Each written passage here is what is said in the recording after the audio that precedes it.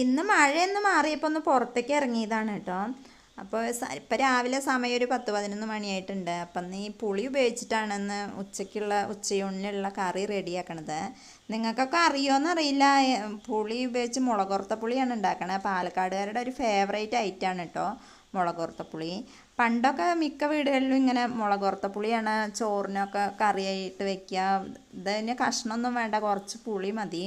അപ്പോൾ ഇതിലേക്ക് ചേർക്കണ സാധനങ്ങൾ കറിവേപ്പിലയും വറ്റൽമുളകും പച്ചമുളകും ചെറിയ ഉള്ളിയും ഒക്കെയാണ് കേട്ടോ. ഇതൊക്കെ ഒന്ന് നന്നായി അരിഞ്ഞ ശേഷം ചട്ടിയിലിട്ട് നന്നായിട്ടൊന്ന് മൊരിച്ചെടുക്കണം, ഒന്ന് വറുത്തെടുക്കുക. അതിലേക്ക് വെള്ളത്തിലിട്ട് വെച്ച പുളി നന്നായി പിഴിഞ്ഞാൽ പുളിവെള്ളവും കൂടെ ഒഴിച്ച് നന്നായി തിളപ്പിക്കണം. പുളി നന്നായി തിളച്ച് വെന്താലാണ് ടേസ്റ്റ് ഉണ്ടാവുള്ളൂ.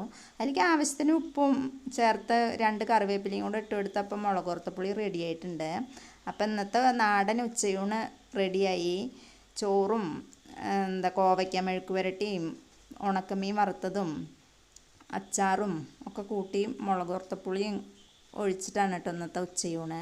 അപ്പം നിങ്ങൾക്ക് വീഡിയോ ഇഷ്ടപ്പെട്ടാൽ സപ്പോർട്ട് ചെയ്യണേ. നിങ്ങൾ ഇതുപോലെയൊക്കെ ചെയ്യുന്നവരാണെങ്കിൽ ഒന്ന് കമൻറ്റ് ചെയ്യും കൂടെ ചെയ്യണേ.